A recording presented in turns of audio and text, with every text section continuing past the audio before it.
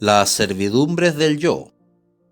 La complicación de la materia hace que el contenido de estos capítulos no se limite al tema enunciado en su título, pues siempre que emprendemos el estudio de nuevas relaciones nos vemos obligados a retornar sobre lo ya expuesto.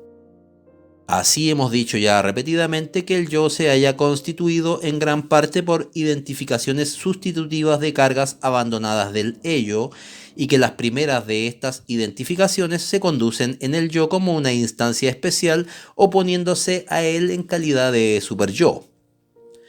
Posteriormente, fortificando el yo, se muestra más resistente a tales influencias de la identificación. El superyo debe su especial situación en el yo o con respecto al yo a un factor que hemos de valorar desde dos diversos puntos de vista, por ser en primer lugar la primera identificación que hubo de ser llevada a efecto siendo aún débil el yo, y en segundo el heredero del complejo de Edipo, y haber introducido así en el yo los objetos más importantes. Con respecto a las modificaciones ulteriores del yo, es en cierto modo el superyo lo que la fase sexual primaria de la niñez con respecto a la vida sexual posterior a la pubertad. Siendo accesible a todas las influencias ulteriores, conserva sin embargo durante toda la vida el carácter que le imprimió su génesis del complejo paterno, o sea, la capacidad de oponerse al yo y dominarlo. Es el monumento conmemorativo de la primera debilidad y dependencia del yo y continúa aún dominándola en su época de madurez. Del mismo modo que el niño se hallaba sometido a sus padres y obligado a obedecerlos, se somete el yo al imperativo categórico de su superyo. Pero su descendencia de las primeras cargas de objeto del ello, esto es, del complejo de Edipo, entraña aún para el superyo una más amplia significación. Le hace entrar en relación, como ya hemos expuesto, con las adquisiciones filogenéticas del ello y lo convierte en una reencarnación de formas anteriores del yo, que han dejado en el ello sus residuos. De este modo permanece el superyo duramente próximo al ello, y puede arrogarse para con el yo la representación del mismo.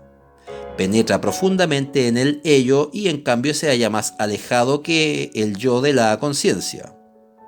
Para el estudio de estas relaciones habremos de tener en cuenta determinados hechos clínicos que, sin constituir ninguna novedad, no han sido todavía objeto de una elaboración teórica. Hay personas que se conducen muy singularmente en el tratamiento psicoanalítico. Cuando les damos esperanzas y nos mostramos satisfechos de la marcha del tratamiento, se muestran descontentas y empeoran marcadamente.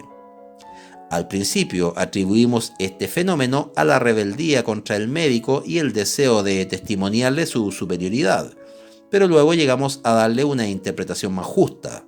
Descubrimos en efecto que tales personas reaccionan en un sentido inverso a los progresos de la cura. Cada una de las soluciones parciales que habría de traer consigo un alivio o una desaparición temporal de los síntomas provoca por el contrario en estos sujetos una intensificación momentánea de la enfermedad y durante el tratamiento empeoran en lugar de mejorar. Muestran pues la llamada reacción terapéutica negativa. Es indudable que en estos enfermos hay algo que se opone a la curación, la cual es considerada por ellos como un peligro. Decimos pues que predomina en ellos la necesidad de la enfermedad y no la voluntad de curación.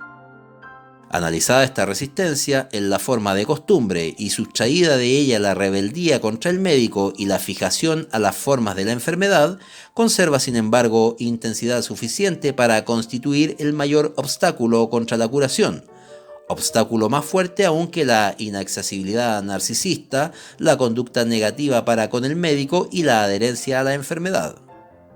Acabamos por descubrir que se trata de un factor de orden moral, de un sentimiento de culpabilidad que se halla su satisfacción en la enfermedad y no quiere renunciar al castigo que la misma significa.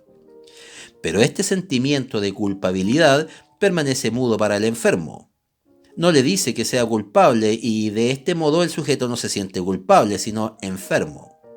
Este sentimiento de culpabilidad no se manifiesta sino como una resistencia difícilmente reducible contra la curación. Resulta asimismo muy difícil de convencer al enfermo de este motivo de la continuación de su enfermedad, pues preferirá siempre atenerse a la explicación de que la cura analítica no es eficaz en su caso. Lo que antecede corresponde a los casos extremos, pero tiene efecto también probablemente, aunque en menor escala, en muchos casos graves de neurosis, quizás en todos. Es incluso posible que precisamente este factor, esto es, la conducta del ideal del yo, sea el que determine la mayor o menor gravedad de una enfermedad neurótica. Consignaremos, pues, algunas observaciones más sobre la manifestación del sentimiento de la culpa en diversas circunstancias. El sentimiento normal consciente de culpabilidad, conciencia moral, no opone a la interpretación dificultad ninguna. Reposa en la tensión entre el yo y el ideal del yo, y es la expresión de una condena del yo por su instancia crítica. Los conocidos sentimientos de inferioridad de los neuróticos dependen también quizá de esta misma causa. En dos afecciones que nos son ya familiares es intensamente consciente el sentimiento de culpabilidad. El ideal del yo muestra entonces una particular severidad y hace al yo objeto de sus iras, a veces extraordinariamente crueles. Al lado de esta coincidencia surgen entre la neurosis obsesiva y la melancolía diferencias no menos significativas por lo que respecta a la conducta del ideal del yo. En ciertas formas de la neurosis obsesiva es extraordinariamente intenso el sentimiento de culpabilidad, sin que por parte del yo exista nada que justifique tal sentimiento. El yo del enfermo se rebela entonces contra la supuesta culpabilidad y pide auxilio al médico para rechazar dicho sentimiento. Pero sería tan equivocado como ineficaz prestarle la ayuda que demanda, pues el análisis nos revela luego que el superyo es influido por procesos que permanecen ocultos al yo. Descubrimos en efecto los impulsos reprimidos que constituyen la base del sentimiento de culpabilidad. El superyo ha sabido aquí del ello inconsciente algo más que el yo. En la melancolía experimentamos aún con más intensidad la impresión de que el superyo ha atraído así la conciencia. Pero aquí no se atreve el yo a iniciar protesta alguna. Se reconoce culpable y se somete al castigo. Esta diferencia resulta fácilmente comprensible. En la neurosis obsesiva se trataba de los impulsos repulsivos que permanecían exteriores al yo. En cambio, la melancolía nos muestra que el objeto sobre el cual recaen las iras del superyo ha sido acogido en el yo. Es desde luego singular que en estas dos afecciones neuróticas alcance el sentimiento de culpabilidad tan extraordinaria energía. Pero el problema principal aquí planteado es otro distinto. Creemos conveniente aplazar su discusión hasta haber examinado otros casos en los que el sentimiento de la culpa permanece inconsciente. Así sucede sobre todo en la histeria y en los estados del tipo histérico. El mecanismo de la inconsciencia es aquí fácil de adivinar. El yo histérico se defiende contra la percepción penosa que le amenaza por parte de la crítica del superyo, en la misma forma que emplea acostumbradamente para defenderse contra una carga de objeto transportable, o sea, por medio de la represión. Depende pues del yo de que el sentimiento de culpabilidad permanezca inconsciente. Sabemos que en general lleva el yo a cabo las represiones en provecho y al servicio del superyo, pero en el caso presente lo que hace es servirse de esta misma arma contra su riguroso señor. En la neurosis obsesiva predominan los fenómenos de la formación de reacciones. En la histeria no consigue el yo sino mantener a distancia el material al cual se refiere el sentimiento de culpabilidad. Podemos ir aún más allá y arriesgar la presunción de que gran parte del sentimiento de culpabilidad tiene que ser normalmente inconsciente, por hallarse la génesis de la conciencia moral íntimamente ligada al complejo de Edipo, integrado en lo inconsciente. Si alguien sostuviera la paradoja de que el hombre normal no es tan solo mucho más inmoral de lo que cree, sino también mucho más moral de lo que supone el psicoanálisis, en cuyos descubrimientos se basa la primera parte de tal afirmación, no tendría tampoco nada que objetar contra su segunda mitad. Mucho nos ha sorprendido hallar que el incremento de este sentimiento inconsciente de culpabilidad puede hacer del individuo un criminal, pero se trata de un hecho indudable. En muchos criminales, sobre todo en los jóvenes, hemos descubierto un intenso sentimiento de culpabilidad, que existía ya antes de la comisión del delito, y no era por tanto una consecuencia del mismo, sino su motivo, como si para el sujeto hubiera constituido un alivio poder enlazar dicho sentimiento inconsciente de culpabilidad con algo real y actual. En todas estas circunstancias demuestra el superyo su independencia del yo consciente y sus íntimas relaciones con el ello consciente, por lo que respecta a la significación que hemos adscrito a los restos verbales preconscientes integrados en el yo, surge ahora la interrogación de si el superyo no se hallará quizás constituido cuando es inconsciente por tales representaciones verbales, y en caso negativo, ¿cuáles serían los elementos que lo integran? Nuestra respuesta será que tampoco el superyo puede negar su origen de impresiones auditivas. Es una parte del yo y dichas representaciones verbales, conceptos, abstracciones llegan a él antes que la conciencia, pero la energía de carga no es aportada a estos contenidos del superyo por la percepción auditiva, la enseñanza o la lectura, sino que afluye a ellos desde fuentes situadas en el ello. Dejamos antes sin resolver la cuestión de cómo puede el superyo manifestarse esencialmente en forma de sentimiento de culpabilidad, o mejor dicho de crítica, pues el sentimiento de culpabilidad es la percepción correspondiente a esta crítica en el yo, y desarrollar como tal tan extraordinario vigor contra el yo. Volviéndonos primeramente a la melancolía, encontramos que el superyo, extremadamente enérgico y que ha atraído así la conciencia, se encarniza implacablemente contra el yo, como si se hubiera apoderado de todo el sadismo disponible en el individuo. Según nuestra concepción del sadismo, diremos que el componente destructor se ha instalado en el superyo y vuelto contra el yo. En el superyo reina entonces el instinto de muerte, que consigue con frecuencia llevar a la muerte al yo, cuando éste no se libra de su tirano refugiándose en la manía. En determinadas formas de la neurosis obsesiva son igualmente penosos y atormentadores los reproches de la conciencia moral, pero la situación resulta mucho menos transparente. Inversamente al melancólico, el neurótico obsesivo no busca jamás la muerte. Parece inmunizado contra el suicidio y mejor protegido que el histérico de este peligro. La conservación del objeto garantiza la seguridad del yo. En la neurosis obsesiva, una regresión a la organización pregenital permite que los impulsos eróticos se transformen en impulsos agresivos contra el objeto. El instinto de destrucción se ha liberado nuevamente y quiere destruir el objeto o por lo menos aparentar abrigar tal intención. Estas tendencias no son acogidas por el yo, que se defiende contra ellas por medio de formaciones reactivas y medidas de precaución, forzándolas a permanecer en el ello. El superyo se conduce en cambio como si el yo fuera responsable de ellas, y por la severidad con la que persigue tales propósitos destructores, nos demuestra al mismo tiempo que no se trata de una apariencia provocada por la represión, sino de una verdadera sustitución del amor por el odio.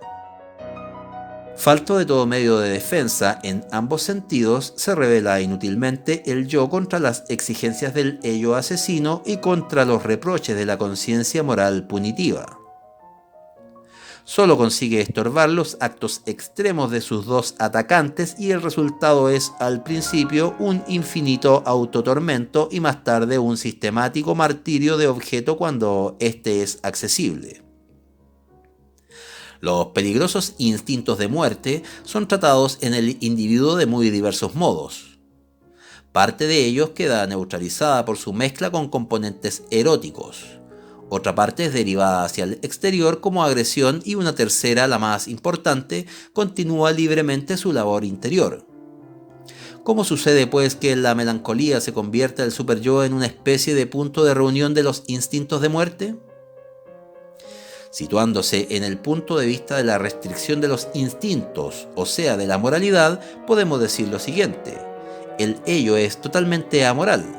El yo se esfuerza en ser moral y el superyo puede ser hipermoral, y hacerse entonces tan cruel como el ello.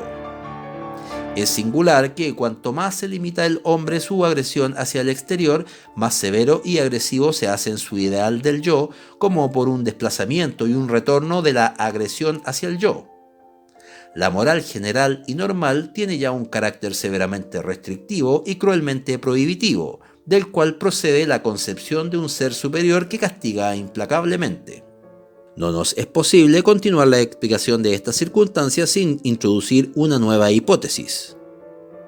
El superyo ha nacido de una identificación con el modelo paterno. Cada una de tales identificaciones tiene el carácter de una desexualización e incluso de una sublimación. Ahora bien, parece que tal transformación trae consigo siempre una disociación de instintos. El componente erótico queda despojado, una vez realizada la sublimación, de la energía necesaria para encadenar toda la destrucción agregada, y ésta se libera en calidad de tendencia a la agresión y a la destrucción. De esta disociación extraería el ideal el deber imperativo, riguroso y cruel. En la neurosis obsesiva se nos presenta una distinta situación. La disociación productora de la agresión no sería consecuencia de una función del yo, sino de una regresión desarrollada en el ello. Pero en este proceso se habría extendido desde el ello al superyo, que intensificaría entonces su severidad contra el yo inocente. En ambos casos sufriría el yo que ha sojuzgado a la libido por medio de la identificación, el castigo que por tal acción le impone el superyo utilizando la agresión mezclada a la libido. Nuestra representación del yo comienza aquí a aclararse, precisándose sus diversas relaciones. Vemos ahora al yo con todas sus energías y debilidades. Se halla encargado de importantes funciones. Por su relación con el sistema de la percepción, establece el orden temporal de los procesos psíquicos y los somete al examen de la realidad. Mediante la interpolación de los procesos mentales consigue un aplazamiento de las descargas motoras y domina los accesos a la motilidad. Este dominio es, de todos modos, más formal que efectivo. Por lo que respecta a la acción, se halla el yo en una situación semejante a la de un monarca constitucional, sin cuya sanción no puede legislarse nada, pero que reflexionará mucho antes de oponer su veto a una propuesta del Parlamento. El yo se enriquece con la experiencia del mundo exterior propiamente dicho y tiene en el ello otra especie de mundo exterior al que intenta dominar. Sustrae el libido de él y transforma sus cargas de objeto en estructuras yoicas. Con ayuda del superyo extrae del ello en una forma que aún nos es desconocida la experiencia histórica en él acumulada. El contenido del ello puede pasar al yo por dos caminos distintos. Uno de ellos es directo y el otro atraviesa el ideal del yo. La elección entre ambos resulta decisiva para muchas actividades anímicas. El yo progresa desde la percepción de los instintos hasta su dominio y desde la obediencia a los instintos hasta su coerción. En esta función participa ampliamente el ideal del yo, que es en parte una formación reactiva contra los procesos instintivos del ello. El psicoanálisis es un instrumento que ha de facilitar al yo la progresiva conquista del ello. Mas, por otra parte, se nos muestra el yo como una pobre cosa sometida a tres distintas servidumbres y amenazada por tres diversos peligros, emanados respectivamente del mundo exterior, de la libido del yo y del rigor del superyo. Tres clases de angustia corresponden a estos tres peligros, pues la angustia es la manifestación de una retirada ante el peligro.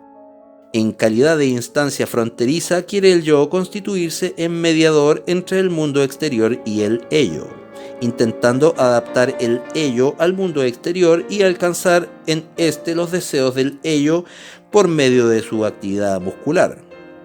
Se conduce así como el médico en una cura analítica, ofreciéndose a ello como objeto de su líbido, a la cual procura atraer sobre sí.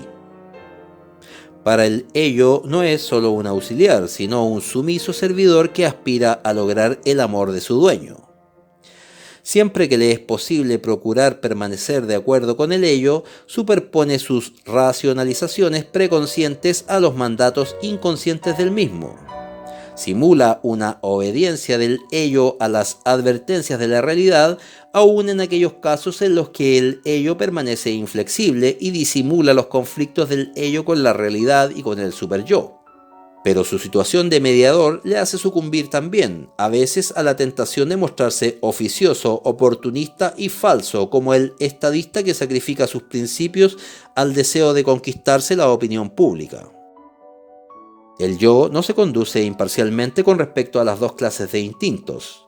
Mediante su labor de identificación y sublimación, auxilia a los instintos de muerte del ello en el sojuzgamiento de la libido, pero al obrar así se expone al peligro de ser tomado como objeto de tales instintos y sucumbir víctima de ellos. Ahora bien, para poder prestar tal auxilio ha tenido que colmarse de libido, constituyéndose así en el representante del eros y aspira entonces a vivir y a ser amado. Pero como su labor de sublimación tiene por consecuencia una disociación de los instintos y una liberación del instinto de agresión del yo, se expone en su combate contra la libido al peligro de ser maltratado e incluso a la muerte. Cuando el yo sufre la agresión del superyo o sucumbe a ella, ofrece su destino grandes analogías con el de los protozoos que sucumben a los efectos de los productos de descomposición creados por ellos mismos. La moral que actúa en el superyo se nos muestra en sentido económico como uno de los tales productos de una descomposición. Entre las servidumbres del yo, la que le liga al superyo es la más interesante. El yo es la verdadera residencia de la angustia. Amenazado por tres distintos peligros, desarrolla el yo el reflejo de fuga, retirando su carga propia de la percepción amenazadora o del proceso desarrollado en el ello considerado peligroso y emitiéndola en calidad de angustia. Esta reacción primitiva es sustituida luego por el establecimiento de cargas de protección, mecanismo de las fobias. Ignoramos qué es lo que el yo teme del mundo exterior y de la libido del ello. Solo sabemos que es el sojuzgamiento o la destrucción, pero no podemos precisarlo analíticamente. El yo sigue simplemente las advertencias del principio del placer. En cambio, sí podemos determinar qué es lo que se oculta detrás de la angustia del yo ante el superyo, o sea, ante la conciencia moral. Aquel ser superior que luego llegó a ser el ideal del yo, amenazó un día al sujeto con la castración. Y este miedo a la castración es probablemente el nódulo en torno del cual cristaliza luego el miedo a la conciencia moral. El principio de que todo miedo o angustia es en realidad miedo a la muerte no me parece encerrar sentido alguno. A mi juicio es mucho más acertado distinguir la angustia ante la muerte de la angustia real objetiva y de la angustia neurótica ante la libido. El miedo a la muerte plantea al psicoanalista un difícil problema, pues la muerte es un concepto abstracto de contenido negativo, para el cual no nos es posible encontrar nada correlativo en lo inconsciente. El mecanismo de la angustia ante la muerte no puede ser sino el de que el yo liberte un amplio caudal de su carga de libido narcisista, esto es, se abandone a sí mismo como a cualquier otro objeto, en caso de angustia. La angustia ante la muerte se desarrolla, pues, a mi juicio, entre el yo y el superyo. Conocemos la génesis de la angustia ante la muerte en dos circunstancias distintas, análogas por lo demás, a las de todo desarrollo de angustia, esto es, como reacción a un peligro exterior y como proceso interior, por ejemplo, en la melancolía. El caso neurótico nos llevará de nuevo a la inteligencia del caso real. El miedo a la muerte que surge de la melancolía se explica únicamente suponiendo que el yo se abandona a sí mismo porque en lugar de ser amado por el superyo, se siente perseguido y odiado por él. Vivir equivale para el yo a ser amado por el superyo, que aparece aquí también como representante del ello. El superyo ejerce la misma función protectora y salvadora que antes el padre y luego la providencia o el destino. Esta misma conclusión es deducida por el yo cuando se ve amenazado por un grave peligro del que no cree poder salvarse con sus propios medios. Se ve abandonado por todos los poderes protectores y se deja morir. Trátase de la misma situación que constituyó la base del primer gran estado de angustia del nacimiento y de la angustia infantil, Esto es, de aquella situación en la que el individuo queda separado de su madre y pierde su protección. Basándonos en estas reflexiones, podemos considerar la angustia ante la muerte y la angustia ante la conciencia moral como una elaboración de la angustia ante la castración. Dada la gran importancia del sentimiento de culpabilidad para la neurosis, hemos de suponer que la común angustia neurótica experimenta un incremento en los casos graves, por la génesis de la angustia que tiene efecto entre el yo y el superyo, angustia ante la castración, ante la conciencia moral y ante la muerte. El ello carece de medios de testimoniar al yo amor u odio. No puede expresar lo que quiere ni constituir una voluntad unitaria. En él combaten el eros y el instinto de muerte. Ya hemos visto con qué medios se defienden uno de estos instintos contra los otros. Podemos así representarnos que el ello se encuentra bajo el dominio del instinto de muerte, mudo pero poderoso, y quiere obtener la paz acallando conforme a las indicaciones del principio del placer, al eros perturbador. Pero con esta hipótesis tememos estimar muy por bajo la misión del eros.